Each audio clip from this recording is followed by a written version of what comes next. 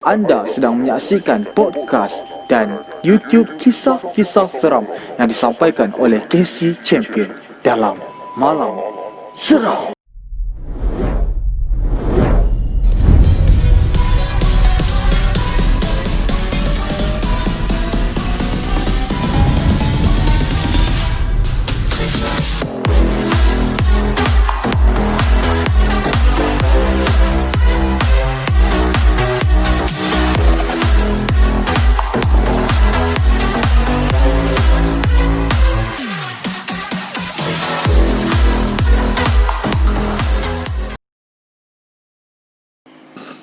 Hai, Assalamualaikum, selamat malam dan kembali lagi dalam Fizi Scream Malam Sepi berteman kembali.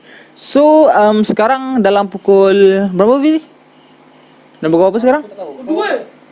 Pukul 2. Siri, sambung tu. Lebih kurang pukul 2. Dalam lebih kurang pukul 2, lagi dalam 5 minit yang tu dalam dekat pukul 2. Sorry, aku lambat sikit untuk record kali ni sebab biasa tugasan makin banyak.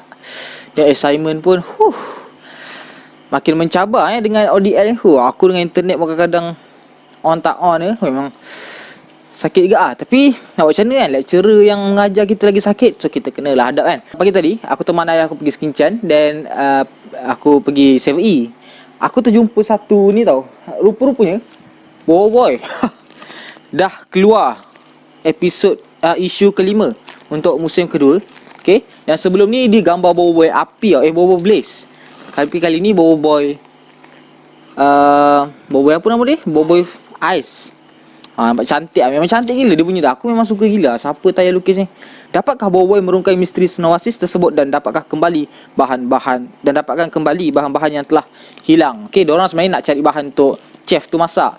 Chef mana? Kau kena baca lah. Okey. So aku rasa kalau korang yang ada berdekatan dengan 7E boleh dapatkan kan. Memang kita orang memang penggemar boy. Daripada filem-filem dia memang mantap gila. So aku tak cerita panjang, itu je aku nak beritahu yang boy dah keluar isu 5. Okay, malam ni agak special sebab kita akan bercerita pasal biasa orang email kan. Tapi kali ni aku nak bawa kepada korang kisah-kisah seram pasal YouTuber kat Malaysia dalam 3 kompilasi kisah baru yang aku bagi nama Remang YouTuber Malaysia. Lampu? Okay. So untuk kisah seram YouTuber Malaysia ni, korang jangan risau sebab tiga-tiga YouTuber ni adalah YouTuber yang gila-gila famous kat Malaysia. Okay, tapi dalam bidang seram lah. Yang bidang lain tu memang banyak lagi. Okay, so untuk bidang seram ni boleh aku katakan mereka bertiga ni adalah orang yang macam aku suka tengok to the first. Dan aku rasa mungkin kalau nak improve pun boleh tengok dorang lah. Okay, so malam ni kita buka dengan sebuah kisah seram yang aku bagi nama Panggilan Puaka.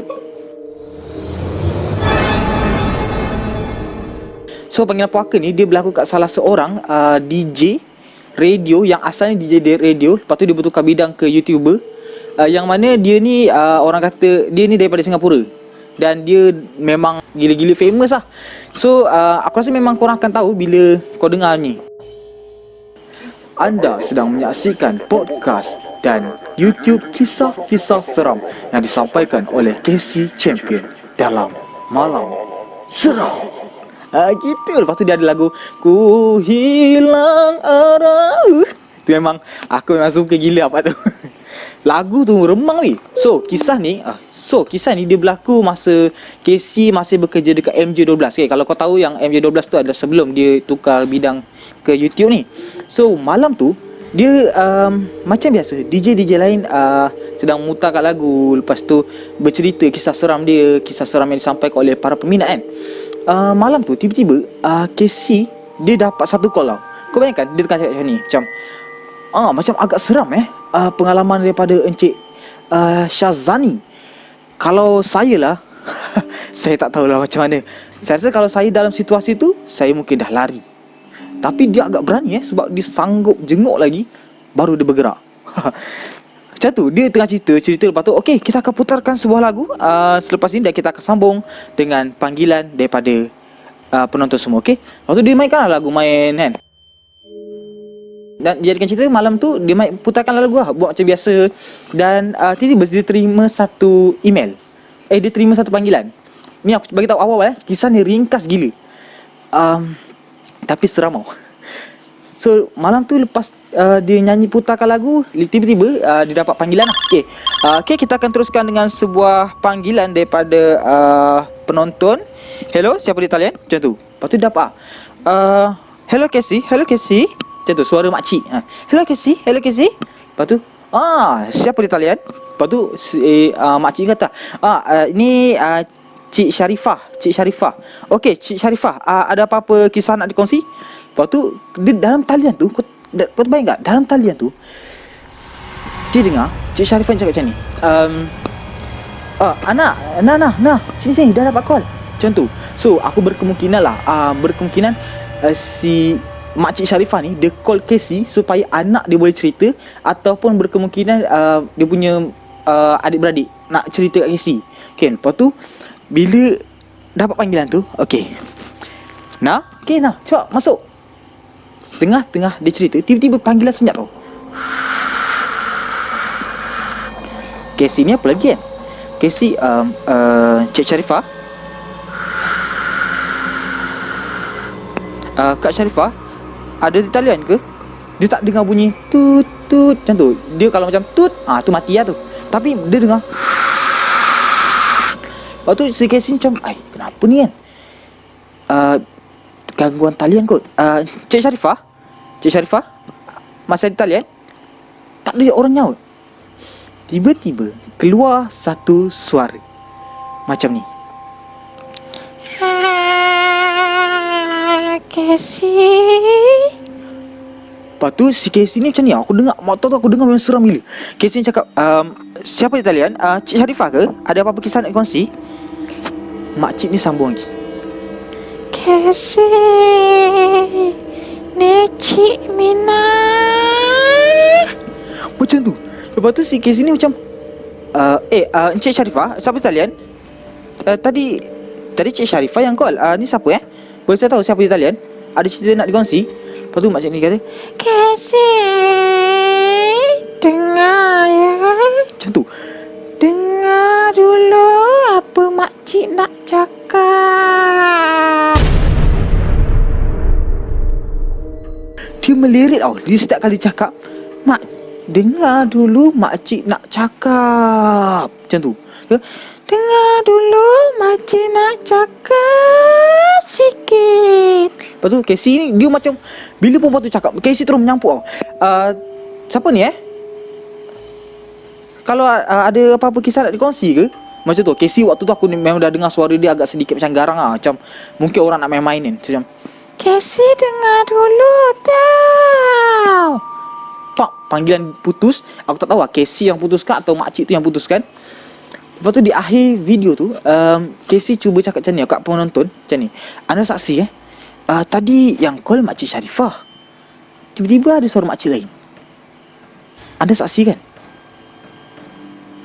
Macam mana boleh masuk talian dalam kita tengah call orang, tapi tiba-tiba ada satu talian lain. So macam tu kisah dia berakhir dalam keadaan yang aku rasa misteri lah. Sebab aku akan tayangkan kat korang footage dia. Aku akan just letak suara. Dan dalam suara tu makcik punya suara memang slow gila tau. Like macam ni. Kalau kau dengar suara Casey tanya macam ni tau. Siapa di talian? Suara makcik tu macam ni. Macam memang kau susah gila dengar. Aku sampai dekatkan telinga babe nak dengar. Bila kau dengar setiap baik kata dia tu, aku ingatkan dia macam macam tu merepek-repek kan. Sekali bila kau dengar dia sebut macam ni tau. Casey, dengar dulu apa makcik nak kata. Dengar dulu apa makcik nak. Dia ulang benda tu sampailah hujung talian tu. Yang Casey ke atau dia yang tutup talian tu, memang itu je dia ulang. Mungkin kalau Casey teruskan call tu, aku takut benda lain jadi. Dapat kegerangan di ujung talian. Hello, selamat tengah malam. Hello. Hello. Siapa bercakap tu? Sini Sharifah. Puan Sharifah, panggilan dari mana, Puan? Dari Jalan Yunus. Ada pengalaman misteri, silakan Puan Sharifah. Terima kasih. Sama-sama. Nah, Umi dah masuk lah. Ini berlaku bila, Puan Sharifah? Pengalamannya. Puan Sharifah, hello.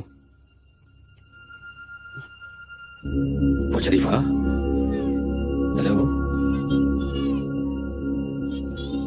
Siapa ni? Cik Mina nak apa? Ada apa Cik Mina? Tanya apa? Apa Cik Mina, ada kisah pengalaman tak?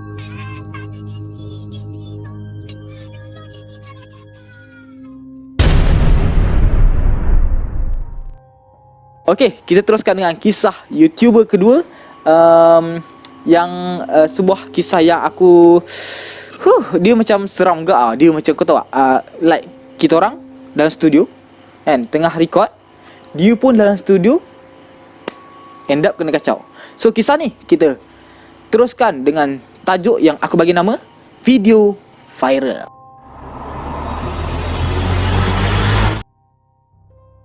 So video viral ni dia berlaku dekat salah seorang YouTuber Malaysia yang terkenal, dan dia adalah salah seorang penduduk Sabah. Okay, dia senang je kau nak detect dia ni siapa. Kalau kau dengar suara yang hi guys, hari ni kita akan bercerita mengenai 3 YouTuber kisah seram yang diganggu ketika syuting atau penggambaran. Macam tu. Of course aku tahu kan, dia adalah host untuk Kupi-Kupi Go Seram dan juga Kupi-Kupi Go yang lain lah, fakta ke macam tu. So Ikram Ahad ni dia satu hari dia kata malam tu macam biasa dia tengah dalam studio nak shooting video macam tu lah kan. Dia kata bilik tu hanya digunakan untuk shooting video Kupi-Kupi Go Seram dan Kupi-Kupi Go Fakta, ataupun untuk tidur macam tu. Maknanya aku rasa bilik dia lah kiranya kan. So dia kata rumah tu dikelilingi dengan hutan tau. Dia gambarkan rumah dia tu dikelilingi oleh hutan, dan dikatakan kalau dia nak panggil ataupun kau menjerit memerlukan suara yang sangat kuat untuk jiran lain dengar, sebab jiran jauh. So kalau kau jerit sekuat mana pun berkemungkinan jiran kau tak dengar pun kalau kau minta tolong. Okay, so rumah ni aku boleh katakan rumah kongsi lah. Like dia kata rumah ni ada 8 ke 9 bilik. So dia kata tingkat atas ada 4 bilik, so tingkat bawah ada 5 bilik.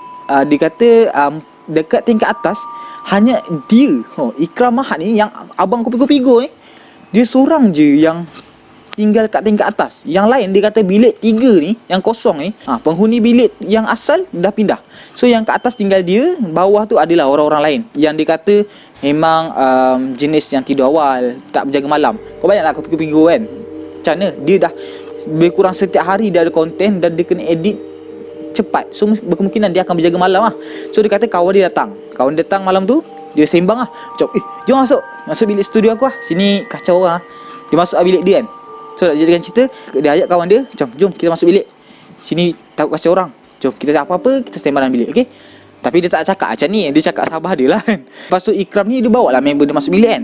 Dan dia kata waktu tu dia tengah tunjuk kat kawan dia satu lagu viral, video viral, MV yang mungkin lah aku rasa waktu tu tengah top lah. Dan aku rasa lagu ni memang top, tapi Ikram Ahad ni dia tak nak bagi tahu tau lagu apa waktu tu yang ditunjuk.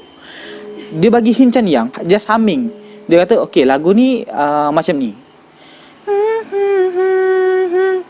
Aku sekali dengar aku dapat tangkap. Aku rasa lah, boleh kata aku agak yang lagu ni adalah lagu Datuk Siti yang andai bintang kan tak lagi, macam tu. Sebab aku dengar macam tu. Bila aku dengar, aku rasa lagu ni viral waktu tu kan. So berkemungkinan lagu ni lah yang sedang ditunjukkan oleh Ikram Ahad ni dekat kawan dia. Lepas tu kawan dia balik dalam pukul 9, dan dia pun teruslah. Dia kata waktu tu lagu tu sentiasa berputar tau. Sebab Ikram Ahad ni dia kata dia set dalam mood loop yang ulang-ulang. Dan Ikram Ahad ni rasa macam ngantuk tak apalah, aku tidur je dulu kan. Lepas tu dia tutup lah lagu tu. Dia tutup lagu tu, dia tutup TV, dia tutup lampu. Lepas tu dia masuk tidur. Dekat dalam dia punya bilik tu kan, dia ada satu katil.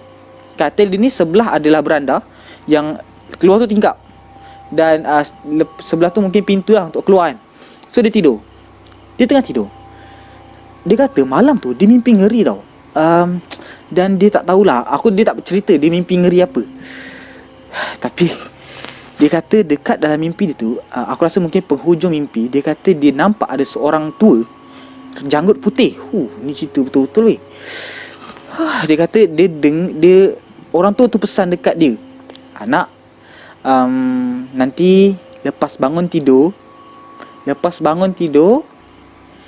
baca 3 surah ni 3 kul, surah Al-Qad dengan ayat kursi. Dia mimpi ngeri macam Astagfirullah. Lepas tu dia ludah dekat kiri dia 3 kali. Lepas tu dia baca surah yang pakcik ni suruh.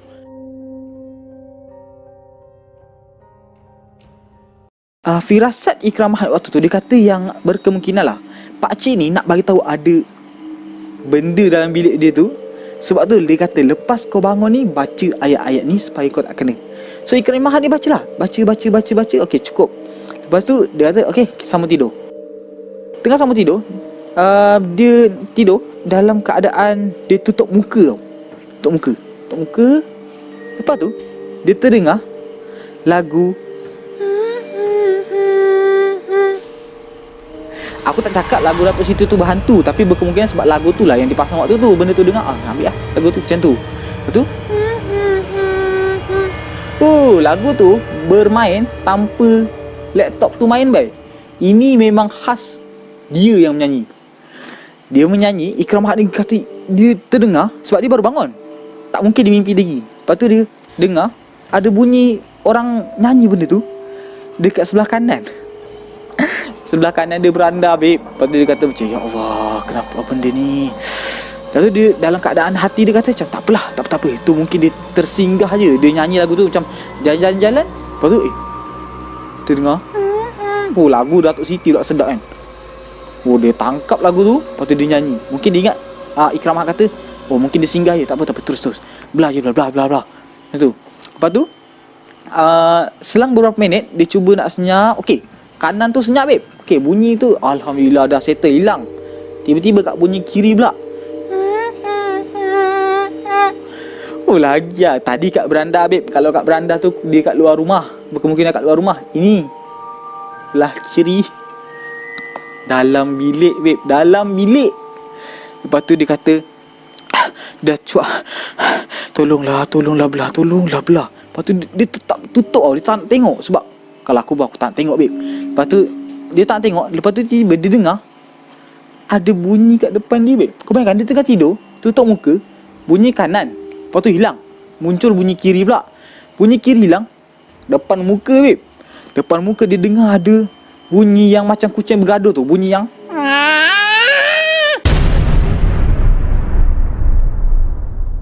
kat depan muka dia. Lepas tu dia baca surah-surah yang dia tahu.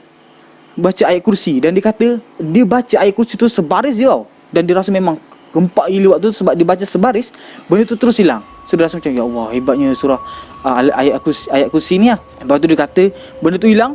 Lepas tu dia bangun, dia pergi lari tingkat bawah. So dia kata dia pergi lari tingkat bawah, dia cari ayah dia. Ayah, tadi Ikram ada mimpi yang ada benda kacau. Dan lepas mimpi buruk. Lepas tu bila Ikram bangun, Ikram kena ganggu dengan bunyi dan juga ada seperti benda yang duduk depan muka Ikram macam tu. Lepas tu ayah dia kata, saya nasihat yang berkemungkinan lah disebabkan dia bercerita pasal dorang, so dorang tertarik untuk datang bertandang, macam tu kan. So dia kata ayah dia pun macam just nasihat apa yang patut. Lepas tu Ikram Mahat ni sampai dia kata 3 minggu, babe, dia tak record kat dalam bilik tu. Dia just buat konten dekat satu tempat yang dia letak macam tempat orang tukar baju tu yang boleh lipat-lipat tu. Dia letak tu. Lepas tu dia cerita. Sebab dia kata dia nak kena ambil kekuatan balik, nak cerita balik dengan kisah seram tu. Kot lah tiba-tiba dalam tak endah tengah elok dia menyanyi je, tiba-tiba kau buat tak endah, dia muncul depan mata. Tak pisau. So settle 2 kisah pasal KC Champion dan juga Ikram Mahat Kopi-Kopi Go. Kita terus move up ke kisah ketiga. Dia ni pun boleh kata salah seorang yang hebat dalam kisah seram dia. Sampai aku rasa macam style dia ni sangat seronok. Bila kau dengar tu dia macam kau lepak dengan member tau. Sebab tu masa aku rasa video pertama aku sekali tu, aku terus keluarkan muka dia. Sebab aku rasa dia ni salah satu yang aku rasa macam inspirasi lah. Sampai aku rasa macam why not kita buat satu konten yang macam bersahaja macam ni, macam tu kan. So kisah seram ketiga ni berlaku dekat salah seorang YouTuber dari Malaysia yang aku rasa umur dia dalam 20-an juga, iaitu Ashraf Channel. So, kisah seram yang ketiga ni kita bagi kisah sebagai siapa tadi tu? Assalamualaikum and welcome back to my channel. Hari ni kita nak bercerita pasal salah seorang YouTuber Malaysia. Siapa lagi kalau bukan Ashraf. Dia selalu cakap macam tu kan. So malam ni aku ingat untuk episod sebelum ni ada orang request kata, "Bang, kalau nanti abang buat kisah seram minggu depan, abang letak nama saya so aku ingat, apa kata kita bagi dia peluang, kita letak nama dia sebab dalam kisah seram ni, iaitu kawan kepada Acap, kita bagi nama dia Faisal. Okay. So malam tu Acap ni kata dia kerja dekat satu kawasan pawagam dekat Melaka. So kau tahulah, setiap tempat tu bukannya banyak sangat pawagam. So kalau kau yang duduk Melaka tu mungkin kau tahulah kan.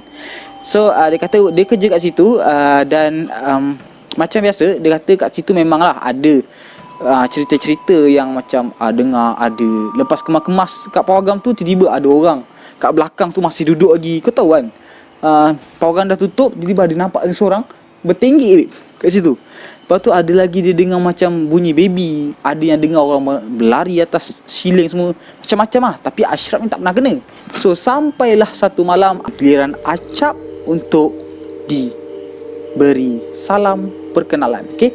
So malam tu macam malam biasa, dia kena kerja semua kan. Dan tak dijadikan cerita, malam tu si Acap ni ditugaskan untuk bekerja dengan Faisal untuk kira stok.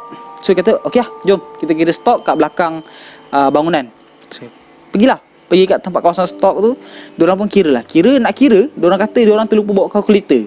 Diorang kata diorang bukanlah jenis yang, memanglah dekat dalam phone tu ada kalkulator kan, tapi dia kata diorang punya polisi adalah tak boleh bawa phone tu ke mana-mana. So mungkin dia akan letak satu tempat. So dia kata, kawan dia Faisal ni kata, Cap, kau pergilah ambil tu kalkulator, cepat tau, nak settlekan barang ni. Macam tu kan. Acap ni kata macam, kau pergi, aku malas tu. Kau bukan tak tahu aku punya pawagam tu bukannya dekat. Lepas tu si Faisal ni kata, alah kau pergilah, kau pergi je ambil, aku jaga tempat semua, kau ambil, lepas tu kau datang je lah, sekejap je pergi ambil. Lepas tu si Acap ni, yelah dia pun pergi. Dia pergi cari usah. Okey, jumpa kalkulator dia ambil. Lepas tu dia bawa pergi dekat dalam bilik pengiraan stok. So masa dalam bilik pengiraan stok tu, dia nampak kawan dia macam ni, Faisal ni tengah menghadap ke dinding dan bercakap dengan seseorang. Acap ni dia masuk tapi buka, nampak kawan dia tengah sembang dengan seseorang dan dia dekat depan pintu. So dia tengok kawan dia yang menyebabkan dia terjegat kat depan pintu tu, sebab dia dengar kawan dia ni sebut nama dia, babe. Padahal dia tak ada dalam tu. Kawan dia sebut macam ni, Cap, cepatlah Cap, kau ni, asal kau ni, dah lah kau cari kalkulator lama gila aku tunggu. Lepas tu kau sampai sini, kau tak nak sembang aku. End up kau sampai pun tengok mana ada kalkulator kat tangan kau. Jangan macam ni doh, aku nak balik kerja cepat lah. Weh Cap. Si Acap ni macam, dia cakap siapa? Aku kat sini. Tu si Acap ni kata, ni tak habis-habis nak prank aku lah ni. Sebab dia kata biasa lagu kawan-kawan kan. Lepas tu malam-malam pula lagu kawan. Tak apa. Dia terus tengok kawan dia macam ni. Cap, cepatlah, sinilah kau dah lah, aku tunggu kau lama tapi kalkulator pun tak bawa. Kau nak buat kerja tak nak buat? Kalau tak nak aku buat tak apa. Tak apa lah, pergi ambil. Lepas tu dia pergi lah. Dia pergi dia buka pintu, kawan dia nampak Acap depan pintu, babe. Lepas tu Acap macam, kau cakap dengan siapa? Lepas tu kata macam, kan kau lah, dah lah datang pun lambat. Lepas tu kalkulator hampir tak bawa. Lepas tu si Acap ni kata macam, weh, apa kau ni, aku kat sini weh. Faisal ni macam, memang tak ada orang dah kat sana. Lepas tu si Acap kata, weh, jom lah kita balik lah weh. Kita balik lah, aku dah cuak lah. Lepas tu si Faisal ni kata, tak boleh, kita kena settlekan kerja malam ni, kan esok kena maki weh. Lepas tu si Acap, demi tak nak kena maki, dia kata, okey lah, cepat. Kita siapkan cepat untuk kita balik lah, cepat. Lepas tu kawan dia kata, okey Acap kau pergi ambil aku jaga round pertama, aku pergi row kedua. Sebab orang kata dekat dalam bilik tu ada 3 rak tau. So dia kata Acap ambil kawan dia ambil bahagian pertama, si Acap ambil bahagian kedua. So si Acap ni pun dia kira dah stok dia kan. Kira sebab kawan dia ambil row pertama, dia ambil row kedua. Dia pun kira lah, kira. Lepas tu siap. Lepas tu dia kata, weh Faisal, aku punya kerja dah siap. Faisal tak menyaut. Dia tu dia macam, ai, kenapa ni? Lepas tu dia cari. Kawan tak ada. Bila kawan tak ada, lepas tu dia rasa macam, ai, nak prank aku lagi kan? Tak apa lah. Lepas tu dia, tak apa lah. Dia pergi ambil tempat dia balik tadi lah, yang dia duduk kat row dia tu. Dekat row dia tu, dia nampak kawan dia tengah mencangkung sambil kira stok tau. Lepas tu dia macam, oi Faisal, kau pergi mana tadi? Lepas tu kata, apa kau ni? Aku lepas tadi kat sini lah, kira stok. Aku ni dah nak siap lah, kau ni macam mana? Lepas tu macam, aku ni dah siap lah. Lepas tu, habis tu tunggu apa lagi, buat kerja lain pula. Lepas tu macam, okey Si Acap ni, okey, dia pun kira lah balik.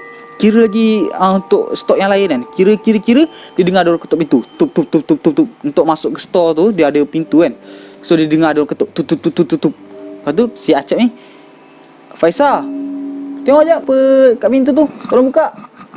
Malam-malam ni pula ada orang datang. Lepas tu tak ada respon lagi. Kau tahu tak perasaan Acap tu macam ni? Acap, kawan dia ni nak prank dia berapa kali kan. Lepas tu dia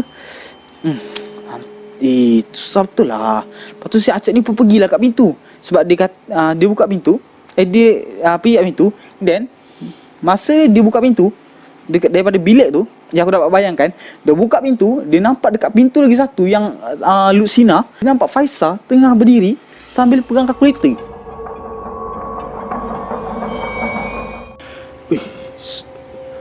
Faisal tengok bilik. Kat bilik tak ada orang ambil. Lepas tu dia lepas tu dia buka pintu yang untuk si Faisal masuk. Lepas tu Faisal ni memang mengamuk lah, macam, kau ni Cap, aduh aku tunggu kau kalau macam ni lah sampai esok pagi pun kau tak sampai Cap. Aduh, aku sampai terpaksa cari kau Cap. Lama betul kau cari kalkulator So si Acap ni macam, sudah 2 kali babe. 2 kali dah. Kali kedua dia terus, dah tu, kita terus balik balik. Lepas tu si Faisal ni, mana boleh, kita tak siap lagi ni. Lepas tu Acap kata, dah aku dah buat, jom balik. Dia pun balik lah. Masa nak keluar daripada bangunan tu, dia sempat sembang dengan si Faisal ni. Dan Faisal kata, ya betul Cap, aku selepas kau pergi tu kan, kau tak balik-balik Cap. Tu aku rasa macam lama betul Acap ni kan. Tak apa, aku pergi cari kan. Nak tunggu si Acap ni kan sampai esok tak siap kerja. Dia pun cari. Bila dia keluar tu, then dia nak bila dia patah balik untuk kira stok, dia nampak Acap dah dalam babe, dekat dalam. Persoalan sekarang Acap dengan siapa sepanjang malam dia kira stok?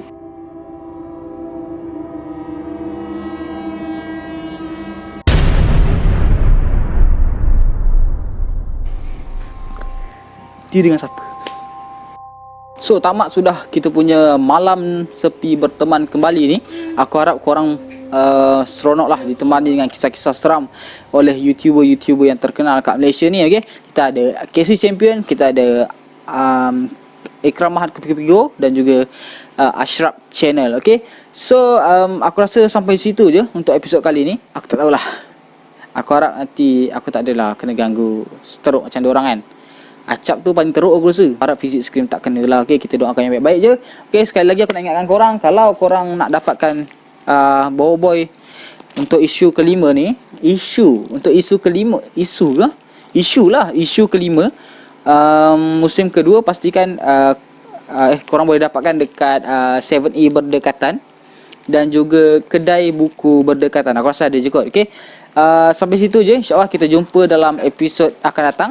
So macam biasa, jangan lupa tekan button like, comment and share. Dan jangan lupa tekan button subscribe and button bell notification supaya korang tak miss satu pun video kita orang. Okay, so pendapat korang untuk video kali ni, seram ke tak kan? Kalau bagi aku cerita dia agak ringkas, tapi sebagai seorang yang kita rasa dah berkecimpung dalam bidang ni, kita bersabar je lah, bertahan kan. Harap-harap tak ada apa-apa jadi kan. Okay, see you when I see you. Kita jumpa lagi dalam malam yang akan datang. Apa pun, selamat malam. Ciao. Kenapa kamera jatuh? Ha, kamera jatuh kau. Ha, ayu.